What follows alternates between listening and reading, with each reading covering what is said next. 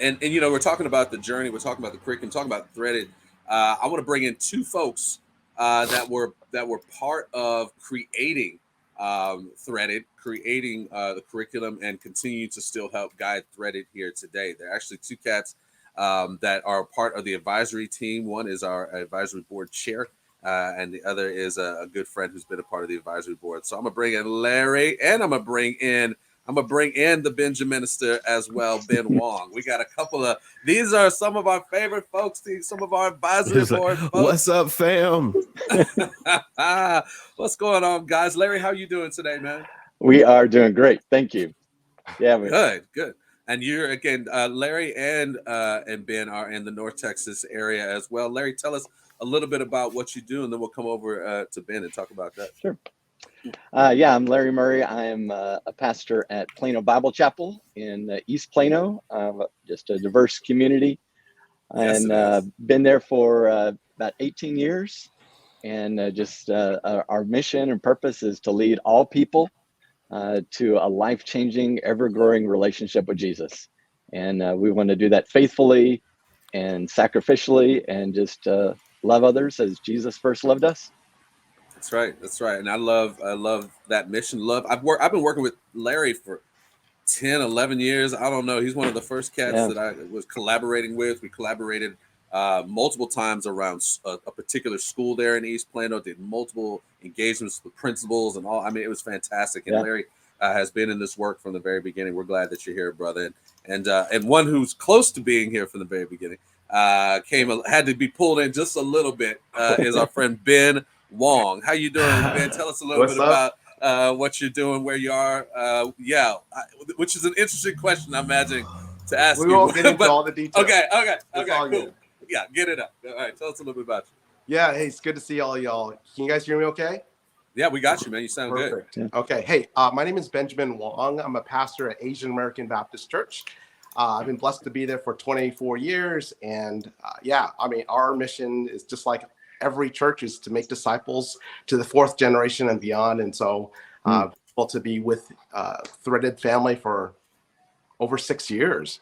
So That's right. And I got the pleasure and the honor of going and preaching at Asian American Baptist Church. It's been a couple of weeks now, but just to feel the love of those folks. It was my second time kind of spending a lot of time with that church. I mean, we've done things with it, right? But to be able to kind of be around and just to feel the love, it feels like coming home. It was great to just play around with you guys. So thanks for inviting me out there to be with you guys. Ben is again. He's been with us for a little bit. I'll start with you since we're on you. How did you get? What's your connection to Threaded? How has it impacted the things you do? Yeah, so it started, like I said, 6.5 years ago when you, Marcus, invited me over for coffee. And so I have to admit, and I freely admit, I wasn't excited to be part of another network of pastors and leaders, because I felt like I already had enough. But as I met with you, as I started to get to meet other brothers and sisters, I really enjoyed and was blessed by the relationships, first and foremost, that these are sisters and brothers who are from different denominations and different churches, but we still have the same mission and the goal. And to come around this mission of also racial reconciliation, for me, was again a tentative one at first, because honestly I didn't think I had anything contribute, that it wasn't my problem. That's a black and white problem. You guys figure it out. And so I kind of dipped my toe a little bit into this foray of what Threaded was. I realized over time that in order to be part of the solution of racial reconciliation, you actually realize you have to own the problem for yourself. And so over these obviously these last 6+ years, it's been so amazing for me to just realize that I have a problem with racial injustice myself, because I have a proclivity to be prejudiced and to be racist, and I need the desperate hope of the gospel of Jesus Christ to transform me, and then I can be part of the solution as well. Yeah. I think that's well said, and kudos as to usual. you exactly. and very much in line with the values of Threaded. It's confessional. I think we all have to recognize that we have, I like what you said, that proclivity towards really ranking Prejudice. people in a value system of prejudice and racism, right? Like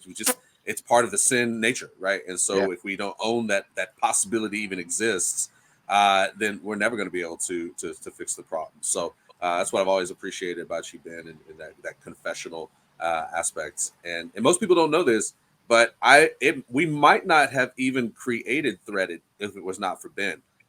It was you. I don't even know. No, when man. we were in one of our meetings right after the shootings in Dallas, and you said we need to do this in a more formal way. What we have been doing for the last year and a half, we need to do this in a more formal way because people need to experience the transformation that we experience in this space. You said that, and so it was like everybody was like, "Oh, okay." All right, let's go. Okay, all right. I don't remember saying that, but thank you. I know. Well, you say a lot of good things, so I remember those things. I don't know if Larry remembers that. Like, how long you been engaged with Threaded, and how has it impacted you? Yeah, I think my journey with Threaded began probably in January of 2015. It was just a few months after 18-year-old Michael Brown was shot and killed in Ferguson, and I was not only just grieved over his death, but also the division of the community and the division in the church. Yeah. And one of the things that I watched and just really wrestled with was the lack of pastors being able to lead in their community because they weren't just friends. They didn't even know each other. Yeah. And so we began meeting, with just a few local pastors in a restaurant, including you, Marcus, kind of getting us started. And we began to read through and discuss Dr. King's letter from a Birmingham jail. And then we moved on to a compilation of letters to a Birmingham jail. And it wasn't just the reading, but the discussion and learning how much I had to learn, how much I didn't know, learning to listen. And it just turned into a safe space for godly people who love Jesus and are committed to living out the good news of eternal life through faith in him, working together to address some issues in the church, especially for me growing up in a predominantly white church, just kind of ignored. And I just grieved over my own ignorance and segregation, and so wanted to do something different. Also with that, just seeing more of the scriptures where unity among the diverse body of Christ points people to the beauty of Christ, especially in ugly, evil days. Yeah. And so John 17 is certainly a significant passage that Christ's prayer for unity so that people see and know Jesus and know that we're his disciples. That became part of my daily prayer, Lord, that we would be unified in our relationships, unified toward reconciliation, and unified toward working together in areas that are both individual but more systemic in nature. Yeah. And what I love about having both of you guys here, just for those folks, I know there's a lot of folks who push back on the race conversation, and there are some would say, you guys are just making race an idol. You know what I mean? Like it's just all about race. But what I love about having an advisory board that's full of so many men and women of God who lead, who preach, and to study the Bible, theologically sound, is that what you're talking about is we've had almost like a theological reorientation of ourselves, that when we go to the Bible, we can't help but see the way in which God is approaching the reconciliation of ethnicities and culture for the experience of the heavenly church in Revelation 7:9 of all tribes, tongues, and nations.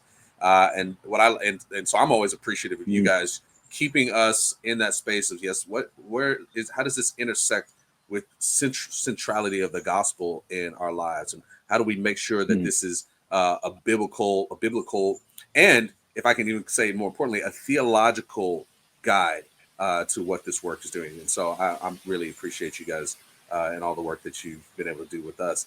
We want people to know that we do have this board and we have these folks, and that they're here. In fact, Larry, you're supposed to be at the advisory board meeting right now.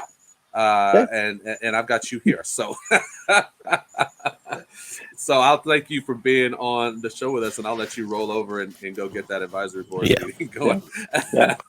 Yeah. Thanks Thank for you being guys. with us there. I'm glad to be a part of it. Glad to support Threaded, and want to encourage people to not only give but also get involved. Yeah, So absolutely. Thanks for letting me be a part of this. Thanks, Larry. Thanks, Ben. Appreciate it. Yeah. We'll see y'all later. Thanks.